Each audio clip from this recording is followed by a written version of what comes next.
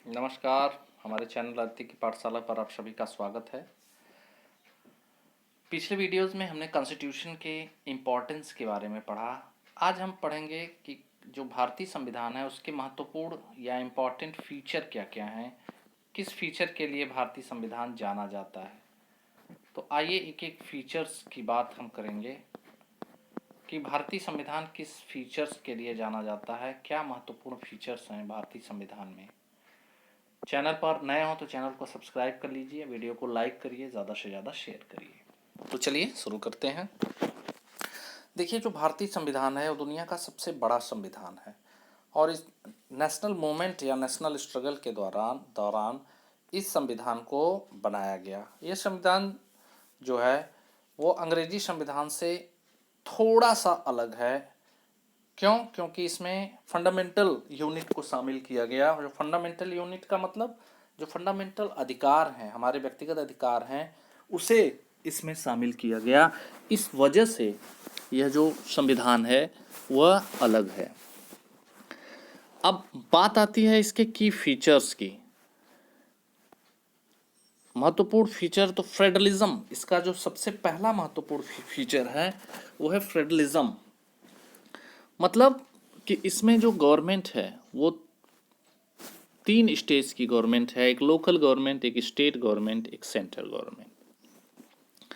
यानी यहाँ पर 3 टियर गवर्नमेंट है, जिसको आपने क्लास 6 या क्लास 7 की बुक में 3 टियर गवर्नमेंट इसमें होती है। 3 टियर गवर्नमेंट का मतलब एक लोकल गवर्नमेंट होती है जिसे पंचायती राज गवर्नमेंट कहते हैं।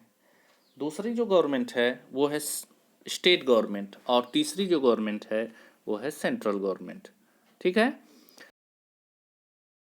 पार्लियामेंट्री फॉर्म ऑफ गवर्नमेंट यानी संसदीय गवर्नमेंट है। मतलब यहाँ पर सारे जो रूल एंड रेगुलेशन बनाए जाते हैं वो पार्लियामेंट के थ्रू बनाए जाते हैं। जो भी गवर्नमेंट चुनी जाती है उसका एक पार्लियामेंट होता है।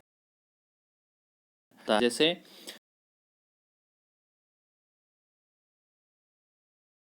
सिटीज़ में रहेगी, जैसे विधानसभा विधान परिषद में रहेगी, स्टेट लेजिस्लेटिव असेंबली या स्टेट लेजिस्लेटिव काउंसिल में रहेगी। आप सेंट्रल गवर्नमेंट चुनो तो पार्लियामेंट यानी लोकसभा और राज्यसभा में रहेगा, सेंट्रल एग्जीक्यूटिव असेंबली या सेंट्रल गवर्नमेंट जिसे बोलते हैं। और जो लोकल गवर्नमेंट होती है वो लोकल स्तर। सेपरेशन ऑफ पावर यानी अलग अलग जो गवर्नमेंट होती है उसकी अलग अलग शक्तियाँ होती हैं। स्टेट गवर्नमेंट की अपनी शक्ति होती है, लोकल गवर्नमेंट की अपनी शक्ति होती है और सेंट्रल गवर्नमेंट की अपनी शक्ति होती है। सारे गवर्नमेंट एक दूसरे ऑर्गन से जुड़कर अपना देश का डेवलपमेंट का कार्य करते हैं।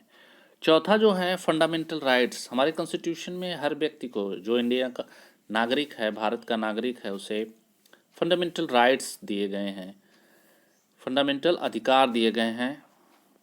Doctor B.R. अम्बेडकर ने इसके फंडामेंटल राइट्स के बारे में बहुत ज़्यादा इम्पोर्टेंस दिया कि हर व्यक्ति को फंडामेंटल राइट्स मिलने चाहिए। हर स्टेट और सेंट्रल गवर्नमेंट इनकी पॉलिसीज़ को अडॉप्ट करना चाहिए। और वो फंडामेंटल राइट्स क्या हैं? राइट टू इक्वलिटी यानी सबको समान अधिकार, चाहे किसी भी गवर्नमेंट में रहता हो, चाहे स्टेट गवर्नमेंट हो, सेंट्रल गवर्नमेंट हो या फिर लोकल गवर्नमेंट हो, उसे फंडामेंटल अधिकार, समानता का अधिकार है।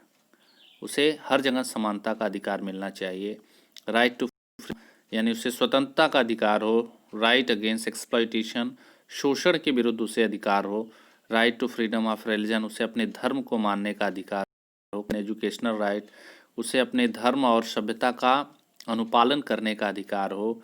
कॉन्स्टिट्यूशनल रेमेडी, अगर किसी भी व्यक्ति को उसके फंडामेंटल राइट्स का वायलेंस हो रहा है तो वह अपने कॉन्स्टिट्यूशनल राइट उसके पास होने चाहिए ताकि वह उसका उपयोग कर सके। सेक्युलरिज्म यानी यहाँ पर धर्मनिरपेक्षता है। कोई भी स्टेट किसी भी धर्म को प्राथमिकता नहीं दे सकता। सारे स्टेट में सभी धर्म का आदर किया जाएगा और सभी धर्म का पालन किया जाएगा। किसी भी धर्म को इनकरेज या इन्हेंस नहीं किया जाएगा। सभी धर्म स्टेट या सेंट्रल गवर्नमेंट के लिए समान होंगे। तो यहाँ पर कुछ महत्वपूर्ण फीचर्स थे जो हमने आपको बता दिए। इसी के साथ जो आपका कॉन्स्टिट्यूशन का चैप्टर है वो समाप्त हो गया, यानी संविधान का चैप्टर यहाँ पर आपको समाप्त हो गया। जो मैंने इन अधिकारों को आपको बताया है, आप इन सारे अधिकारों के विषय में बुक में पढ़िएगा कि ये सारी चीज़ें क्या हैं। प्रश्न ये हैं जो से बनते हैं कि शोषण के विरुद्ध अधिकार क्या होता है, सेकुलरिज्म क्या होता है। सेकुलरिज्म मीन्स होता है धर्मनिरपेक्षता, यानी किसी भी धर्म को न मानना और सभी धर्मों का आदर करना। तो यहाँ पर बच्चों आपका जो कॉन्स्टिट्यूशन का चैप्टर है 6, 7, 8 का, वो यहीं पर समाप्त होता है। अगली वीडियोज़ में आपको अगले नेक्स्ट टॉपिक के बारे में बताया जाएगा।